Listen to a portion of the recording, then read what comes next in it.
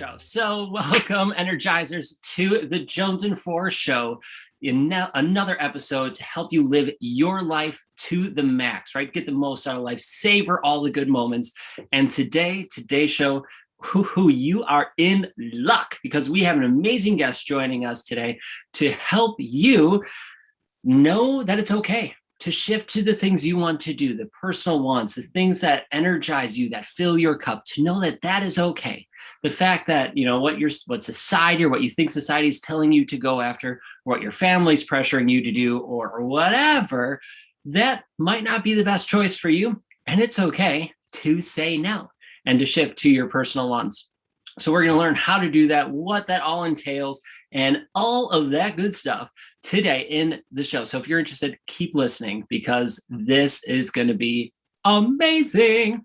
So we have an amazing guest, as I said, Julia Caneva, joining us today. So, wow, I totally butchered your name. But yeah, we should just re-record the whole thing, but we're going to keep going. This is live. This is life. It would be, honestly, I'd be shocked if you got it. I often type in the phonetic pronunciation after. So Caneva, right? Caneva, yeah. Caneva. Okay, I was kind of not. There's a city called Caneva in modern day Italy, if that helps remember. Yeah, I'll just think of it as an Italian name, and then I could do it, right? I had an interview earlier today, and he's from France, and his name's Patrice. And when I saw that, before I learned he was French, I was like, oh, Patrice, thinking like totally Italian. I'm like, no, Italian, yeah. That's not it at all. So anyway, that's exciting. Well, Julia, thank you so much for being here and joining me and us on the show. Thank you. Yeah, thank you for having me. I'm excited to be here. Dive into all the things I'm excited about. Right? It's always fun when you get to chat about your passions, dive deep, and just share your story, share your expertise, right? It helps other people. Yeah, it's a beautiful thing. So walk us through a little bit of your story. How did you get to where you are today? How do you know about this? I mean, did you live the life that other people wanted you to live and you realize that this isn't it? Or I don't know, what's your story? Share it with us. Yeah, so I'll try not to be too long-winded. Give you a couple key points. I grew up in the north suburbs of Chicago in a very affluent area with a really rigorous public school system. So a lot of pressure. A kid in my high school hacked our school system just to find out what rank he was in. So if that gives you an idea of the level of competition. And I just thought that was totally normal. That's great. Yeah, totally normal. Not. Yeah. No. We're no, it's not. It's way too much pressure. And I was 16, it's whoa. Oh my gosh. So kind of rolling out of that, I came out of high school into college as a kind of skeptical perfectionist, deeply hoping to let go of the perfectionism, but didn't really know what it looked like not to just be an overachieving A+ perfectionist. Right. So I would say dabbled in what I now call good enough. Okay. And that really scares perfectionists, by the way. If you tell them that things are good enough, it's really heart palpitations. I'll make sure not to mention that to my wife. It's probably good to lodge it in her subconscious. It's good enough is really more than okay. It's like getting a grade on a that's just pass fail, but it's listed as competent, and you have a moment of I'm just competent, and it's but that's a good thing. Being competent, that's great. That's very good, right? Yeah.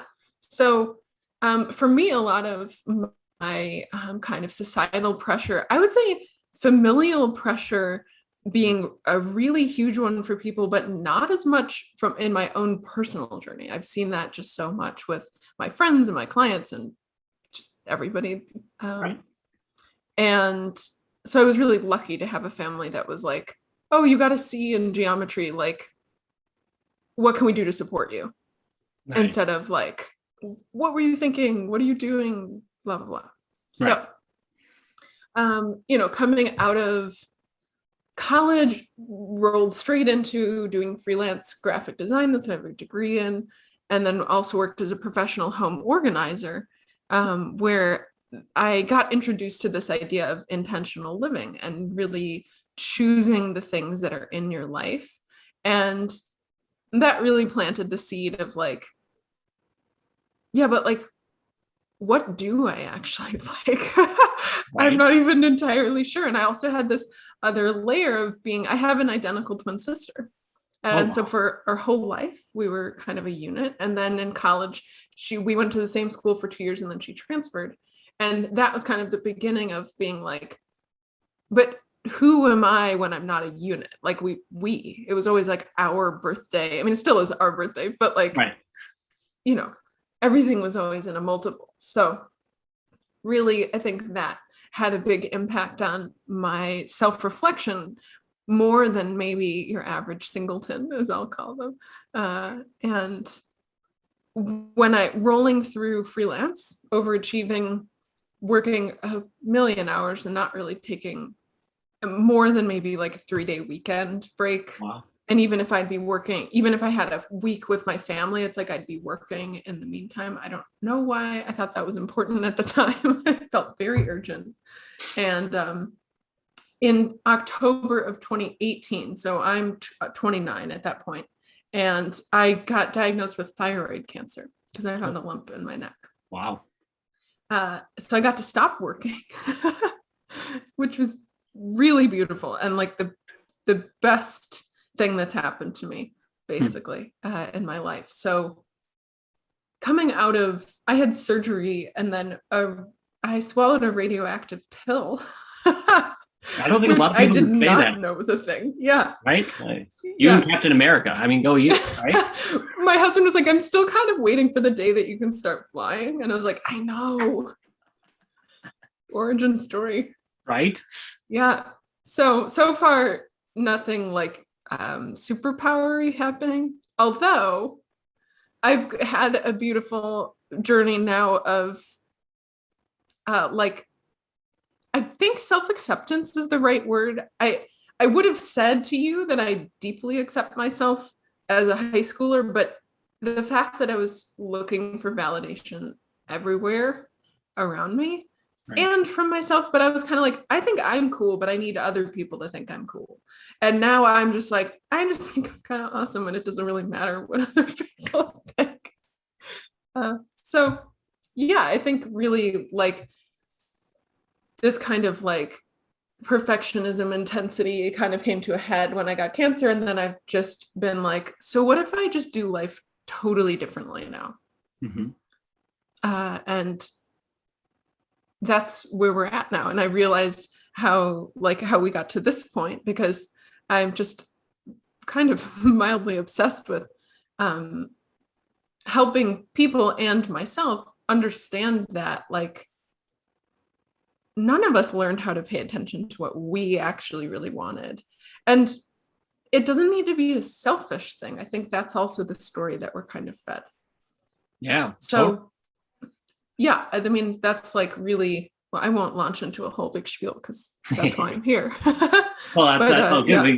We'll go down those rabbit holes as we come across for sure. But I find it interesting. The more people I talk to, and myself included, with my story, it seems like there's always this aha moment. Something happens in our life that is big to us, whatever. It could be big to someone else or not, right? It's big to us, though, that all of a sudden forces us, or this eye-opening experience to go, now shift. This is what you were doing before.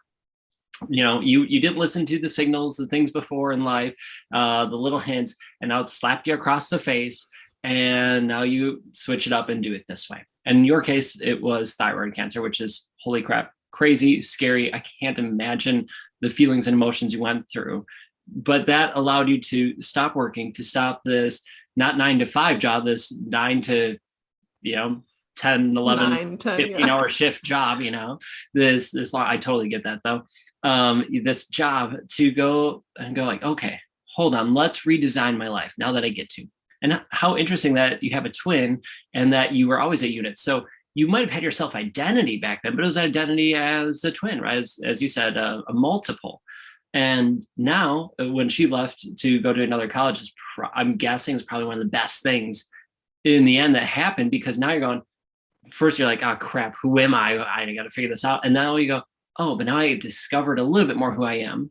And that worked. And then you got better. And then the cancer happened and you overcame that. And through that experience, I go, now I know who I am even more. And now I'm going to choose how I design my life. Mm-hmm.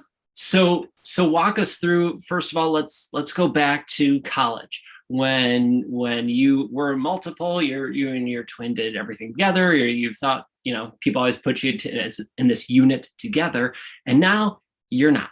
It's just you.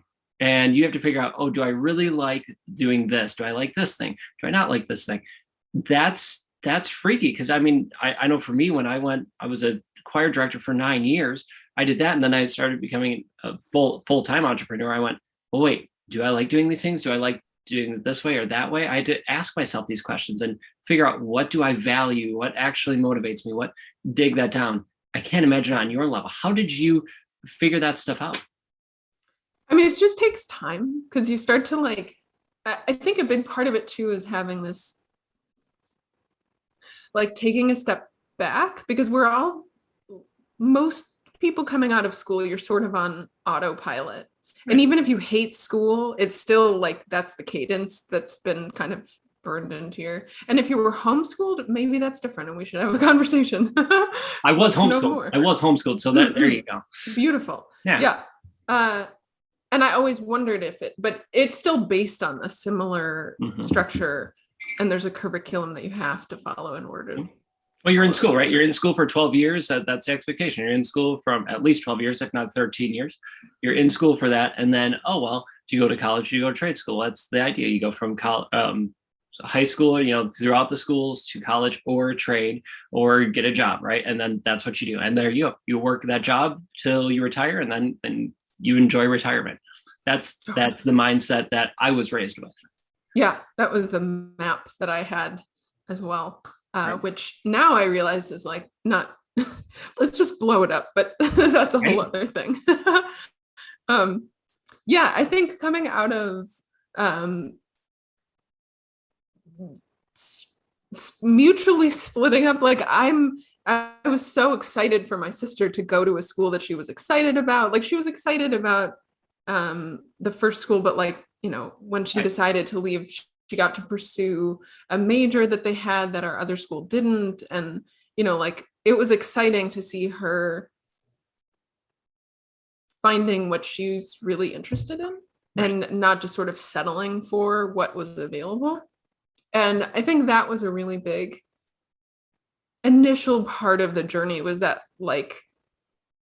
very deep understanding that being together was really amazing and beautiful, and I think really helped us through the toughest parts of being a teenager and childhood. And yeah, I mean, I think I would love to have my sister talk about it, but I'm sort of the more dominant personality of the two of us, as it turns out, which I had no idea before.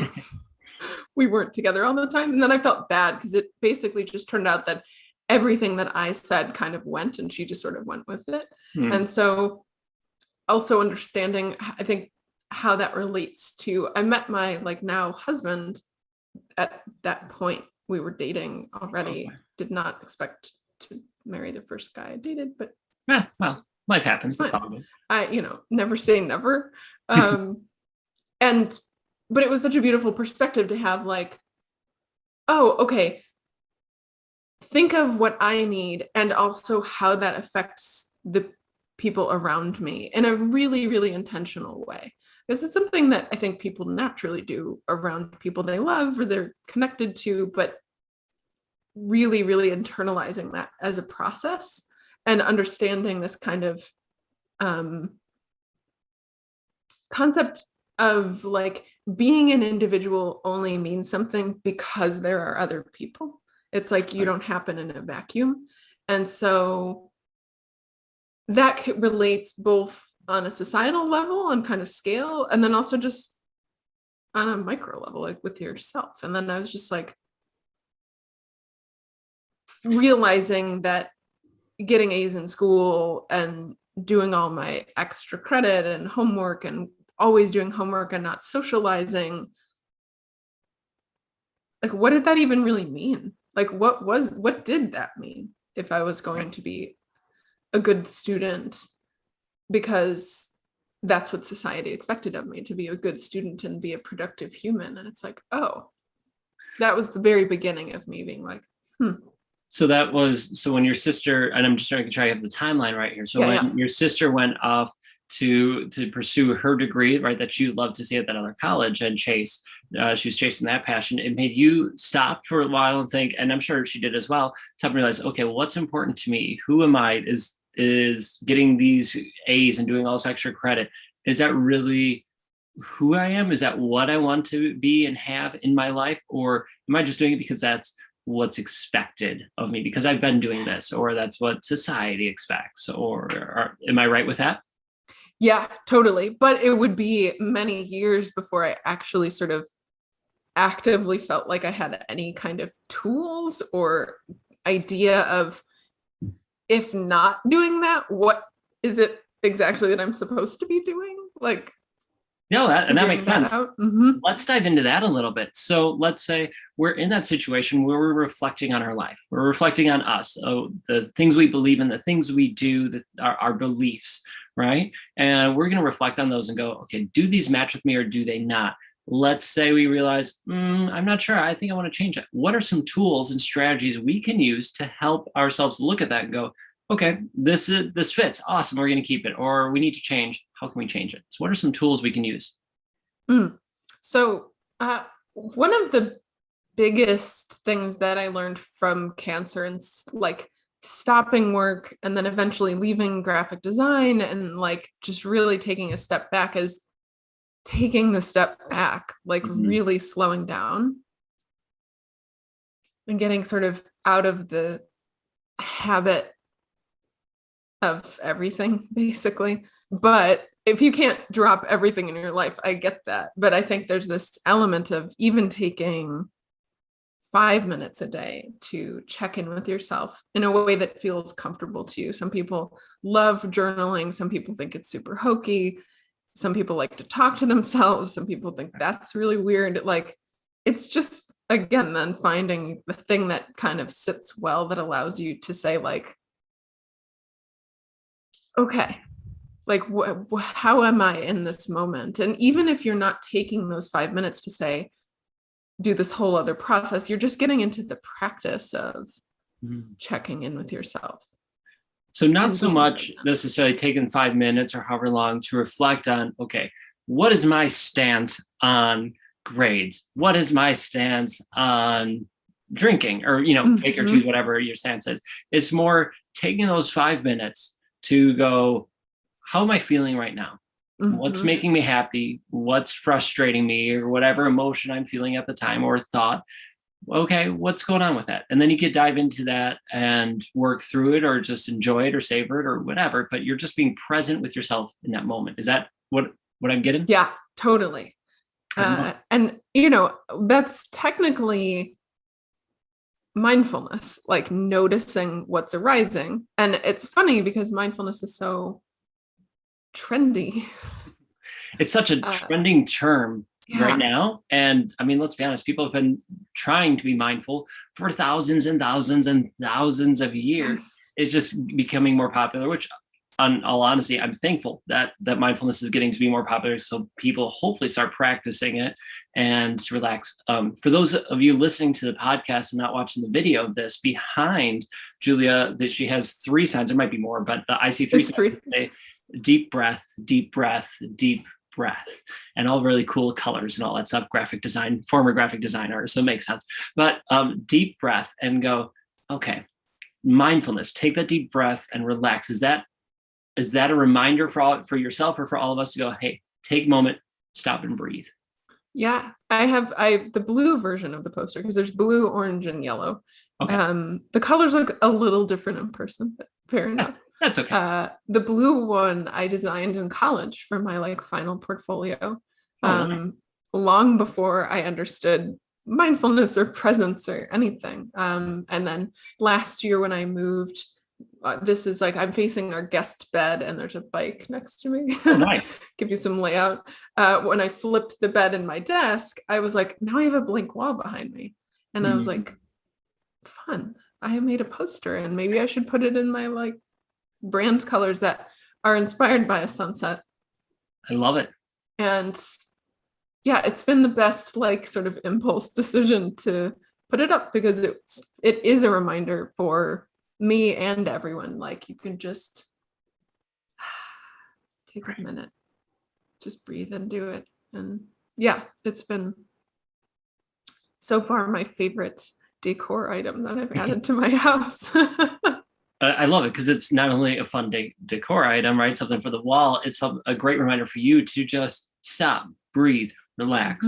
In our society, it's just a go, go, go society. You know, instant gratification. I mean, I love instant gratification myself, right? But it has to come to a point where we go, okay, we need to stop. We need to breathe. We need to relax. Find our Zen. I'm a big, I mean, people who will listen to the show or watch it know that I talk about meditation a lot, right? I lead meditations just to find that time for yourself, to breathe, to relax. You could work through emotions you do, but regardless of whether you do work or not, just stop and breathe, come to be in that present moment because you only get the present moment that one time. Otherwise, it's in the future and the past. So come and enjoy that moment. And breathing is one of my favorite things to do, right? I mean, not just because it keeps me alive, but like do breath work to keep me going. But intentional breathing. Yeah. Right? Breathing and being alive is a good thing too. Yes, right? It's beautiful. Hey, sorry to butt in like this, but I have something really cool I want to share with you. Something that I know it can help you live your life to the max. What am I talking about? I'm talking about a roadmap that gets you to your destination. What do roadmaps do, right? Well, you have your destination. It shows you how to get there, the best way to get to that point. And you know what? That's what I have. What is this roadmap I'm talking about? I'm talking about my book, Chase Your Passion. That's right, you have a passion, you have a destination, you have goals, dreams you want to achieve, but maybe you're confused on how to get there. Maybe you're feeling stuck. Well, my book, Chase Your Passions, is that roadmap. It guides you through how to create that plan, how to create that roadmap, how to get over hurdles so you can have success. So if you're ready to ditch the excuses, if you're ready to get unstuck and ready to have success, to taste success and feel amazing, to achieve your goals and dreams, get your copy of Chase Your Passions. It's available on Amazon or just head to my website, spencermjones.com. All right, let's catch y'all later and let's keep chasing our passions. Let's go.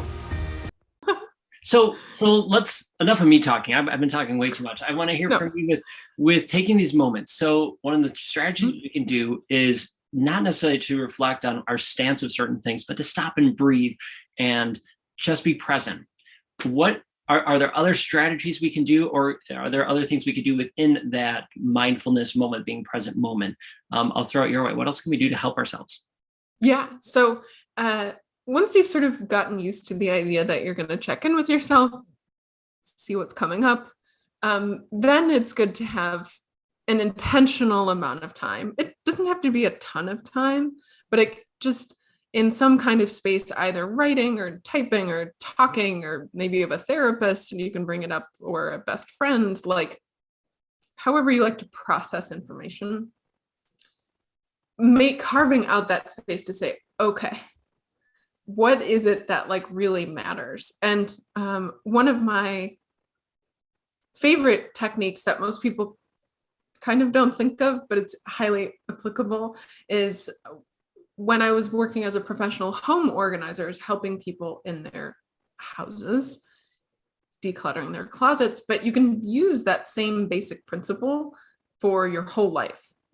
And in that, normally if you would organize your closet, you'd want some kind of bin or bag or like little area that has like keep, donate / sell, and then maybe trash if it's like expired food items, right, in the pantry.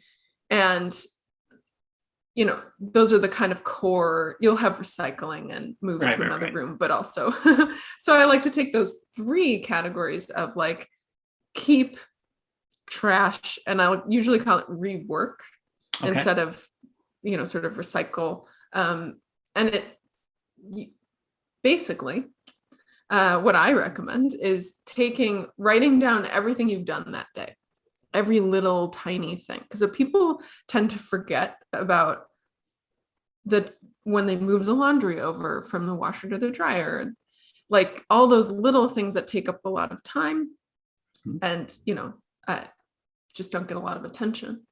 So writing down a whole list of everything you've done that day, sitting down in this intentional time, and then going down the list and saying like, okay, what stays and what goes? And it's not as simple as like everything you don't like doing, you don't do anymore, because you can't do that. Like, right, so I need to move the laundry over. Things, someone needs to move that laundry over, right? Exactly. But one of the things that I think can be really helpful is reframing it. Like people would be like, well, my broom doesn't spark joy. Like, why would I keep my broom?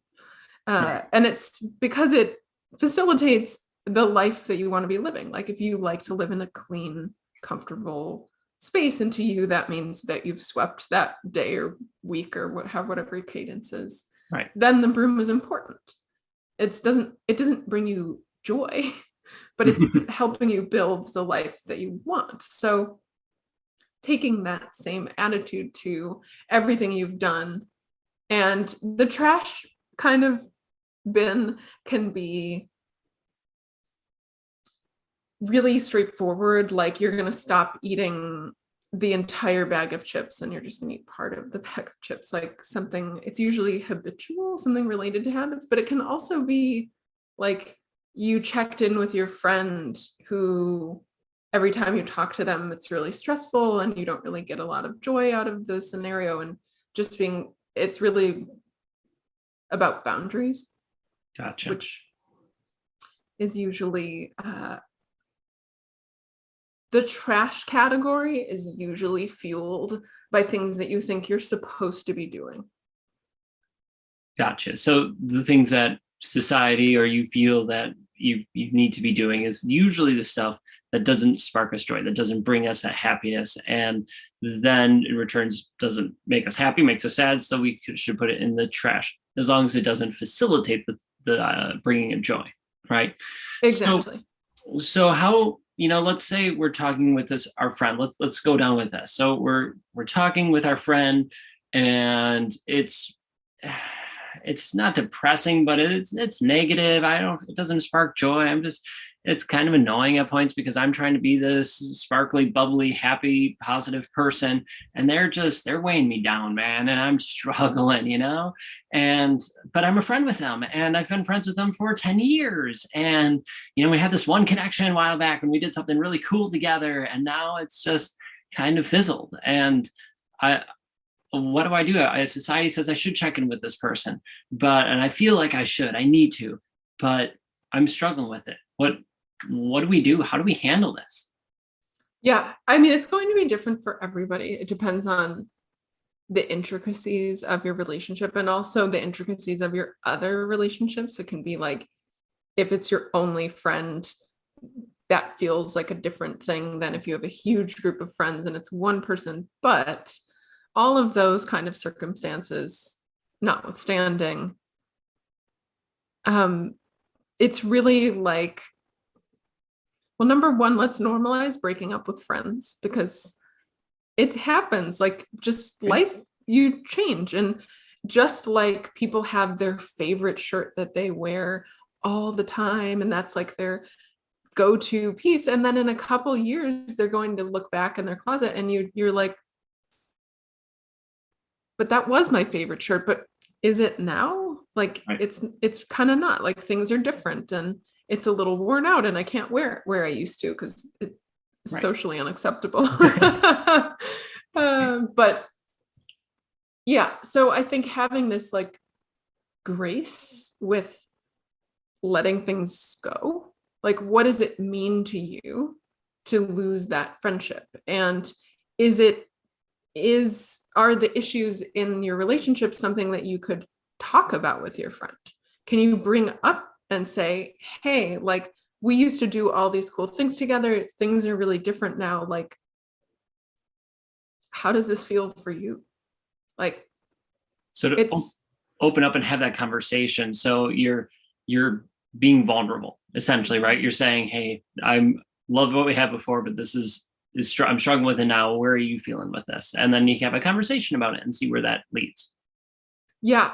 And in some cases, that can't happen or won't be well received, or you'll just be the recipient of a lot of like further grief, I guess. Right. Negativity And all sometimes that. it's easier just to be the one that like slowly backs off communication. Like you don't need to ghost the person, but just not including them in the way that you used to. And that tends to just naturally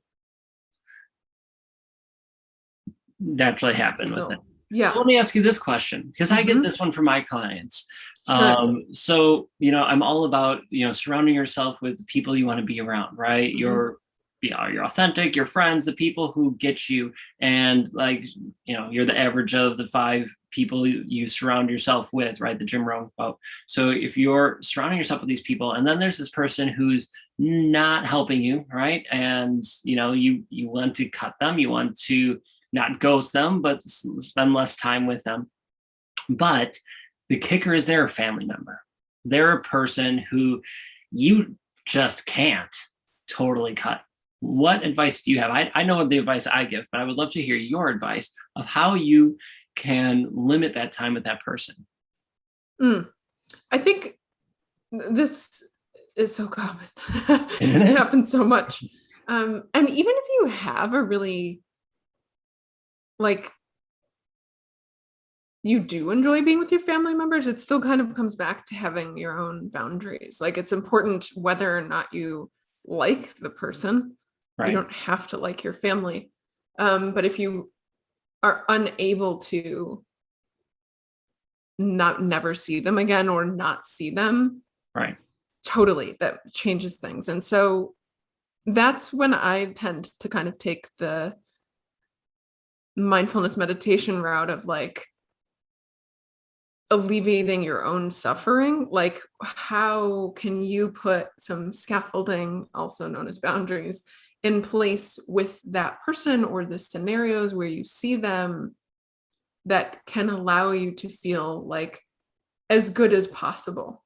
It maybe won't feel great in their presence, but that you will be slightly separated from what it is that really is challenging to be around them for. Again, that might not work in a lot of situations. It might not work for it. It depends on the dynamic a lot, but I think at some point you can only control your own actions and reactions to things. Right. You can only, that's all you can control. I mean, you can control some other stuff, but generally you can only control your reactions, right? Yeah. How you respond to situations. That's you can't, for me, I've realized and learned through life and experience and reading and all that stuff, mainly through life and experience, you can't control someone else's emotions. You can't control someone else. You can do your best to try to manipulate them, do that. But in the end, you cannot control them. And then if you try to manipulate them, usually kicks you in the butt anyway. So that's not worth it. So instead, you can control your emotions, your thoughts, your feelings, your actions, words, all those things. You can control those things. And that can then help whatever other situation. But you have to let go, which is the hardest thing. Let go that expectation or hope that you can control someone else's feelings, emotions, actions, whatever it is. You have to let that go. So a question I have for you is, how do you suggest we build boundaries? Because you've talked about boundaries. How do we do that? Now, I know everyone's different, but what are some of the basics things that we can do to set up boundaries so that we are okay, whether it's with a friend, with a family member, or with eating the whole bag of chips? What are some boundaries we can set, and how do we do that? Yeah. So I will preface this by saying, until really post-cancer, I was absolutely abysmal at setting boundaries. So coming from complete no boundaries to like, I love boundaries. This is great. Right. Helps me feel well. The shift for me with making and setting and keeping boundaries is sort of like twofold. It's not sheer willpower.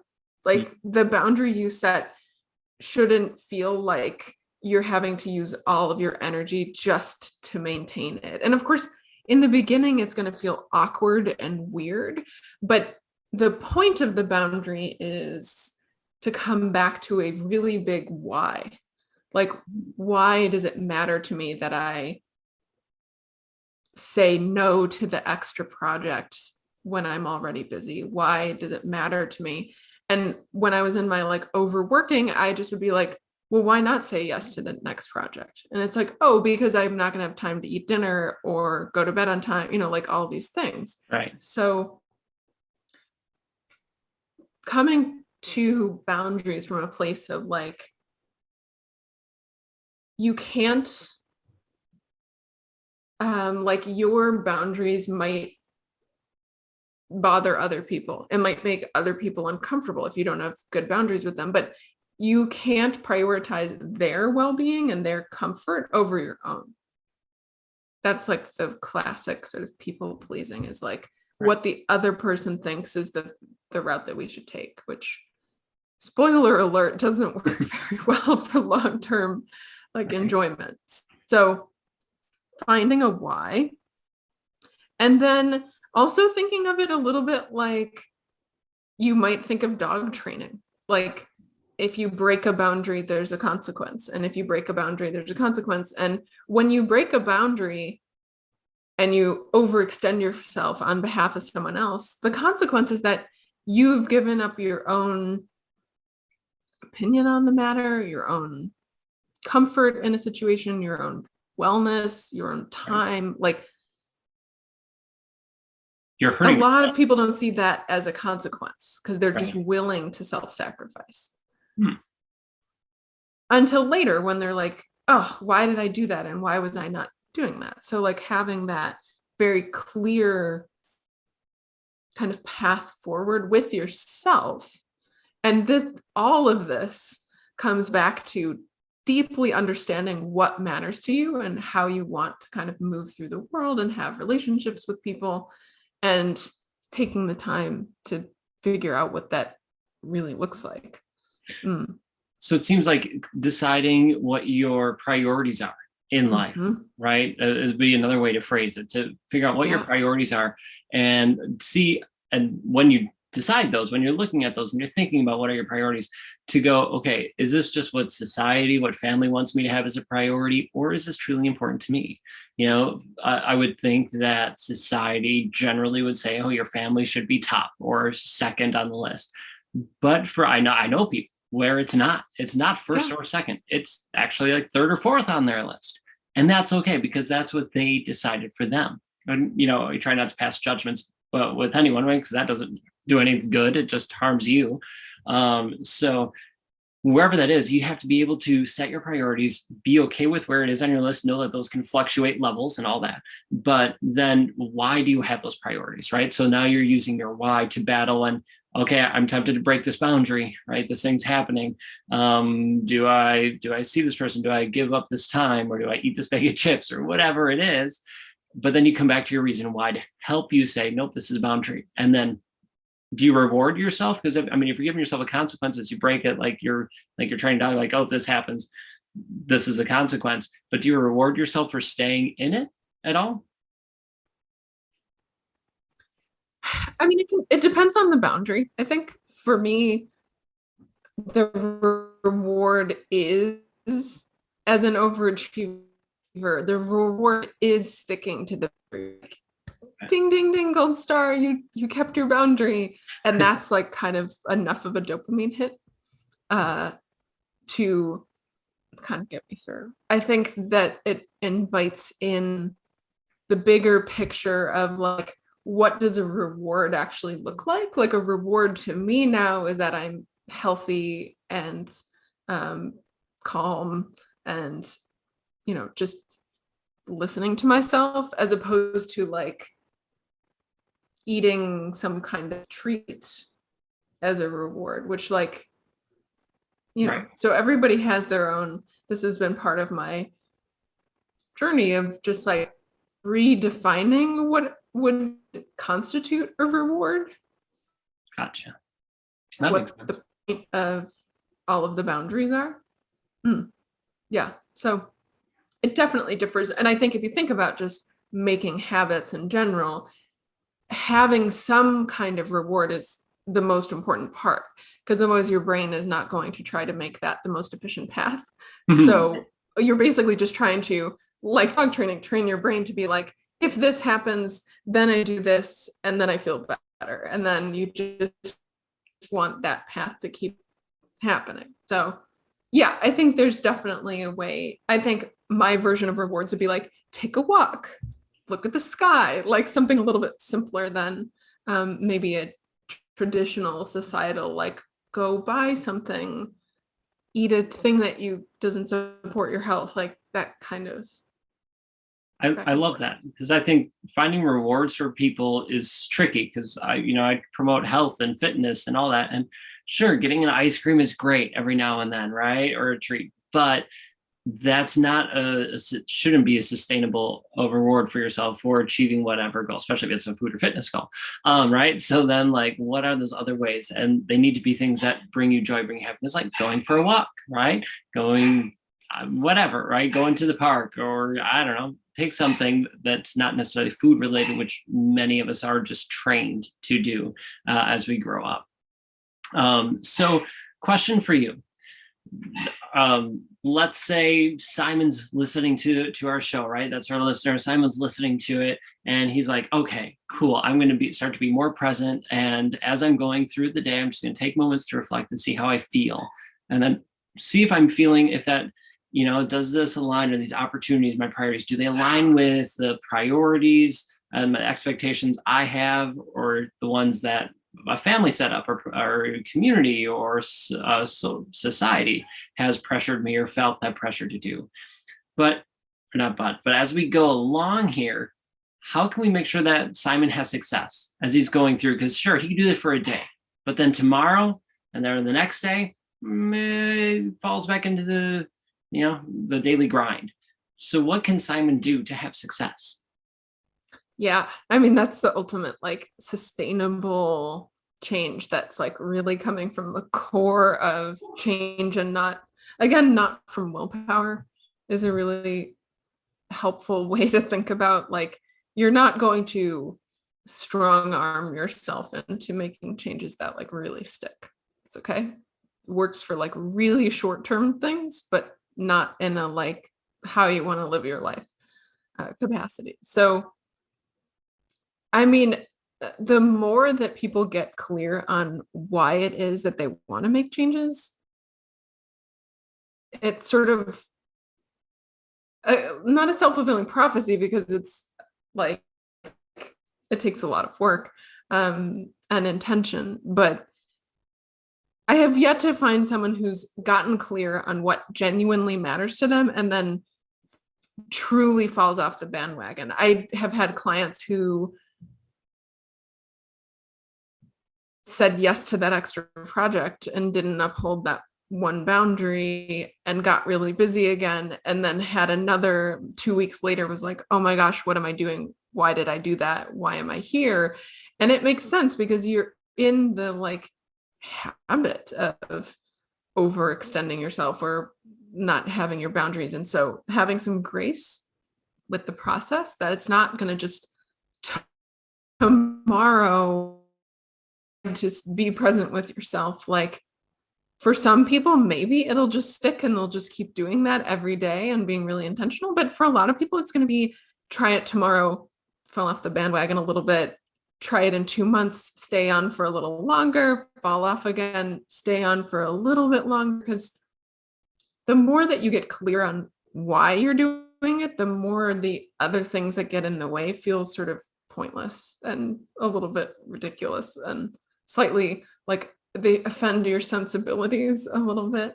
And I can't recommend like having support enough, whether it's a coach or an accountability friend or a therapist or some other healing modality that you're spending time on yourself, even just for like an hour a week.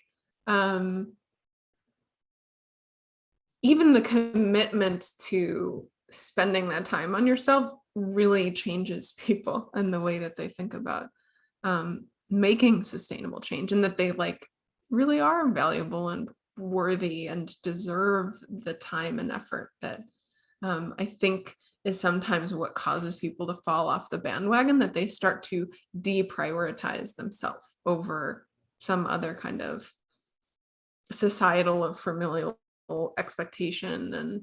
And yeah, I think just having that kind of journey and being like, yeah, I should be doing this. Like, I can be doing this. I want to be doing this. Like, this is worth it, and I'm worth it. And you know, I agree. I slow, think though. a lot of people struggle with being to know their self-worth, right? To know their worth, to know they are enough, because we are taught by society, by family, that we need to prove ourselves. We need to do this to earn this, when you don't have to.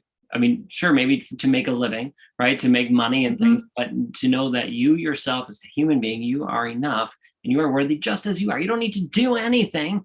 You are worthy, and that's a beautiful thing. So embrace that. And I love the idea of giving yourself grace. And I talk about that a lot. It's amazing how we resonate on so many levels with that. And because we need to, right? We beat ourselves up so much of, oh, I fell off the bandwagon, right?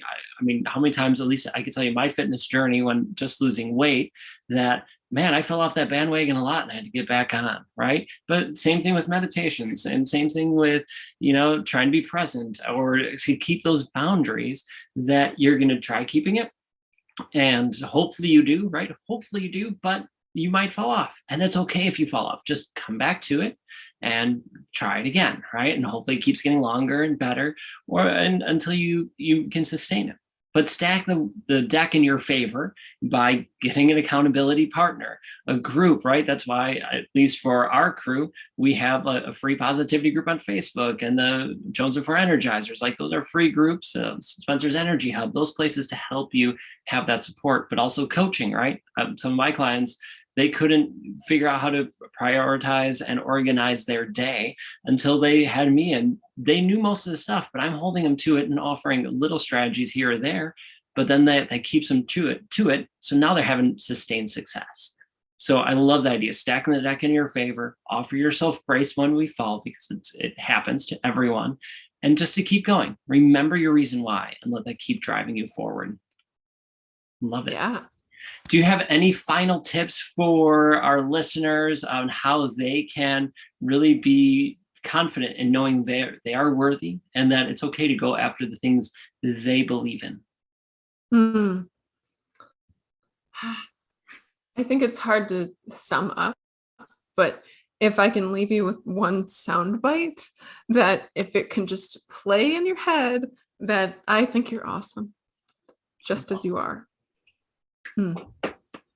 Oh my God. Love, love, love that soundbite. You are awesome, just the way you are. It's like Mr. Rogers, one of my favorite people in the whole wide world. I love you just the way you are. So good. Julie, where can people find out about you, learn more about with you, work with you, all those good things? On the interwebs. On my website is julia.coach. And you can mostly find me on Instagram at life.coach.julia. And I have a lot of all things mindfulness. I am a Gallup certified strengths coach. So it's part of why I love people, and I think they're amazing, and helping them figure out why they're amazing. And all those beautiful things. That's two good spots to find me. That is fantastic. Julia.coach, right? On the interwebs? That's awesome. me. And so if you can't remember that, that's okay, but do your best to remember that and go check out her website. But if you can't, you can always head to our website, spencermjones.com, grab the show notes from this episode. We will have the links to her website, Julia's Instagram page, so you can follow her, learn more about her and what she does, because this is awesome. I can't wait to follow you and get to know you more and see all the lives you impact. Absolutely amazing. Thank you so much for being here, Julia. Yeah, thank you so much. This was really beautiful. I appreciate the space and your kindness and your thoughtfulness. It's been really wonderful. It is my pleasure. I love having you on, and hopefully we can get you back on here in a little while and to share more amazing advice and tips for everyone. It's awesome. Thank you. Of course. And everyone, if you're watching, right, Energizer, let us know your favorite thing about this episode. Let Julia know. Let me know. Head over to Instagram, take a screenshot of the show, throw it up in your story or in your post. Tell us your takeaway and tag us in it at Jonesin4 here. And then what's your thing on Instagram? Oh, at Life Coach Julia. Yeah. Listen to that and grab that, and you'll be set to go, because I can't repeat that off the top of my head because my memories. I'm working on my memory. But tag us in it. Let us know your thoughts. And as always, please like and subscribe. And before you head out, if you missed last week's episode, just listen up, because we got a little snippet there, just as a little teaser for you, so you can make sure you don't miss out. Because, man, we've had some amazing episodes, and we got some amazing ones coming up. So like, subscribe, and until next time, we will catch y'all later. And today we're going to help you do just that. We're going to help you raise your vibration. We're going to talk about what the heck that means, right? Who knows what that means? And then I have 5 strategies to help you raise your vibration together. So if you are together, you and I, we could change the world. This positivity movement that we are in, let's change it. Let's improve this world. Let's raise the world's vibration. So now, what about your energy levels? I'm not thinking like, okay, I get tired in the afternoon and I'm going to take my afternoon nap. No, I'm not talking that. I'm talking your energy levels about like your self-love and, even your physical energy levels to a degree, but that energy you have, right? Some people call me the Prince of Positivity, right? I'm happy, I'm bubbly, I'm positive, and I have a ridiculous amount of energy. I just do, physically and mentally. I'm very energetic. Okay, my vibrations are really high, very high. Help yourself remove these shackles, this weight from your life, so you can vibrate. You got this. So search for them, seek them out, and embrace them, love them, savor them. Let's go for this. Heck yeah, let's go. Raise my vibration, right? Sure, it's small. Sure, it might not be like an astronomical vibration, but it can raise me up enough that then I can start searching for those positives a little more. It can help me get through a tough time then my vibration rises even more, and it can keep me going. Be like that high pressure system, the one where you have the sunny days, not the rain, but the sunny days, filled with love, filled with light, that you can give your light, your love, your air to other people.